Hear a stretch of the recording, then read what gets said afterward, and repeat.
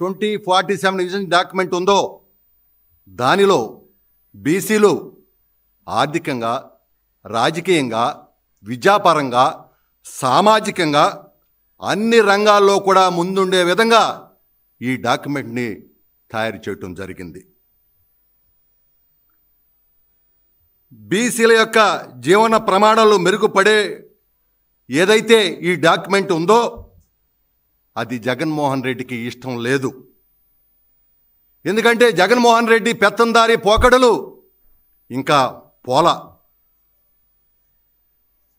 ఏదైతే poor to reach వంటి విధానాలు ఉన్నాయో జగన్మోహన్ రెడ్డి మీరు అనుకూలమా వ్యతిరేకమా స్పష్టంగా చెప్పాల్సిన బాధ్యత ఇవాళ మీ మీద ఉందని చెప్పి నేను ఈ సందర్భంగా మరి తెలియజేస్తా ఉన్నాను. ఈ యొక్క ఏదైతే విజన్ డాక్యుమెంట్ ఉందో బీసీల రక్షణ చట్టం గురించి కూడా ఇందులో పొందుపరచడం జరిగింది. భవిష్యత్తులో బీసీలకు ఇది ఒక వజ్రాయుధంగా ఉపయోగపడాలా. దీనికి సంబంధించి సాంకేతికంగా, న్యాయపరంగా అన్ని అంశాలను కూడా కులక్షంగా చర్చించి ఈ రక్షణ చట్టాన్ని తయారు చేస్తూ ఉన్నారు. దీన్ని ముందుకు తీసుకెళ్లాలని నారా చంద్రబాబు నాయుడు గారు పరితపిస్తూ ఉన్నాడు.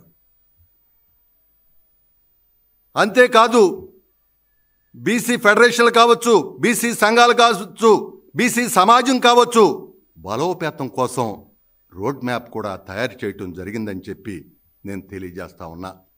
ఈ విధంగా ఈ ప్రభుత్వం, ఈ ముఖ్యమంత్రి నారా చంద్రబాబు నాయుడు గారు బడుగు బలహీన వర్గాల పక్షపాతి అని కూడా ఈ సందర్భంగా తెలియజేస్తూ, ఆనాడు జగన్మోహన్ రెడ్డి గారు ముఖ్యమంత్రిగా ఉండగా ఆయన ఇంటి ముందున్నటువంటి బీసీఎస్సీ మైనార్టీ వర్గాలకు చెందినటువంటి ఇళ్ళు పీకి ఆయన రోడ్డు వేసుకున్న మాట వాస్తవం కాదా?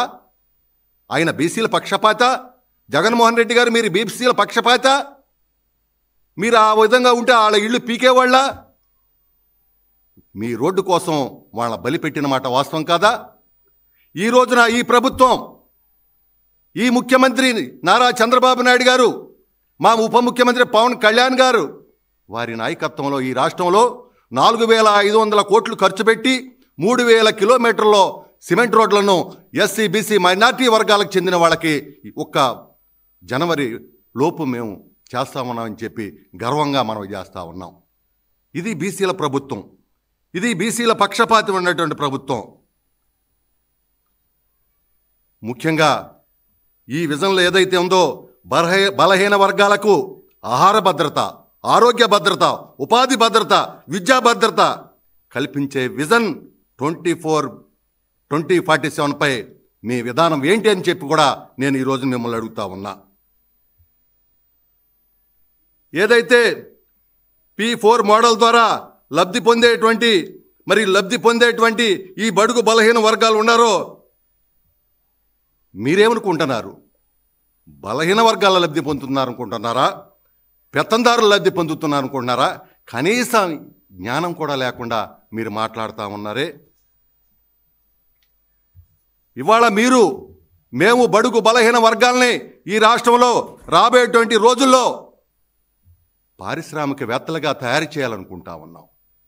మీరు మీ 5 సంవత్సరాల ప్రభుత్వంలో, మీ 5 సంవత్సరాల పాలనలో మీ వెంట ఉండే మీ బంధువులు సజ్జల రామకృష్ణారెడ్డి, విజయసాయిరెడ్డి, శరత్చంద్రారెడ్డి, పెద్దిరెడ్డి రామచంద్రారెడ్డి, వైవిబి సుబ్బారెడ్డి ఇలాంటి కుటుంబాల నుంచి మీరు ఈ రాష్ట్రాన్ని దోపిడీ చేసి పారిశ్రామికవేత్తలుగా తయారు చేశారు.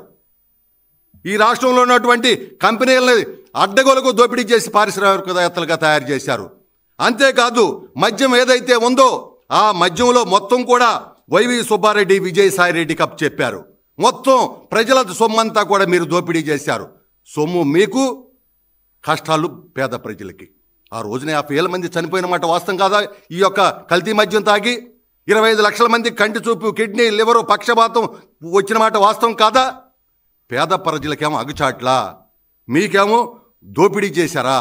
మీరు ఆ విధంగా మీరు ఈ కుటుంబాల్లో పారిశ్రామికలు తయారు చేస్తే మా నాయకుడు నారా చంద్రబాబు నాయుడు గారు ఎస్సీ బీసీ ఎస్టీ మైనార్టీ వర్గాలకు చెందినటువంటి ప్రతి ఒక్కరిని కూడా గుర్తించి ఏదైతే 2047 విజన్ ఉందో దాంట్లో ప్రతి ఇంటికి కూడా ఒక పారిశ్రామికవేత్తని చిన్న పరిశ్రమలు ప్రోత్సహించి తయారు చేయాలని చెప్పి ఈ రోజున 6 నెలల్లో ఈ యొక్క ప్రయత్నం చేస్తామన్నమాట వాస్తవం కాదా?